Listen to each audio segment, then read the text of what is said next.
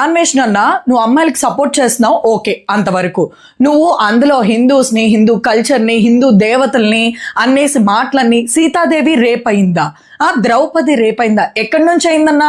నువ్వు ఎక్కడన్నా చదువుకున్నావా? కొంచెం చదివితే మాత్రం మాకు చెప్పన్నా. ఇప్పుడు గరికపాటి గారు అన్నారు అని అంటే ఆయన అన్నావంటే అనుకోవచ్చు. ఆయన కూడా ఒక పాతకాలం మనిషే.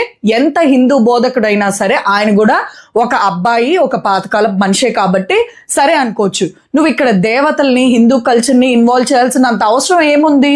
నువ్వు లేడీస్కి సపోర్ట్ చేస్తే లేడీస్కి సపోర్ట్ చేయి. అన్నెసెసరీగా హిందూ కల్చర్ని, హిందూస్ని, హిందూ వాళ్లే రేప్ చేశారు చాలా మందిని అని చెప్పి నీ దగ్గర ఏమన్నా ప్రూఫ్ ఉందా? లేకపోతే మిగతా కంట్రీస్లో కూడా హిందువులే ఉన్నారు అనుకుంటున్నావా? ఏమనుకుంటున్నావన్నా? నువ్వు సపోర్ట్ చేయాలంటే కరెక్ట్గా డైరెక్ట్గా అమ్మాయిల గురించి మాట్లాడితే అమ్మాయిల గురించి మాట్లాడు. అబ్బాయిలు ఎంత వెదవలు అని చెప్పాలనుకుంటున్నావో చెప్పు. లేదా అమ్మాయిలు ఏ టైం నుంచి ఇబ్బంది పడుతున్నారు అనుకుంటున్నావో అవన్నీ చెప్పు. అవి డిస్కస్ చేయి.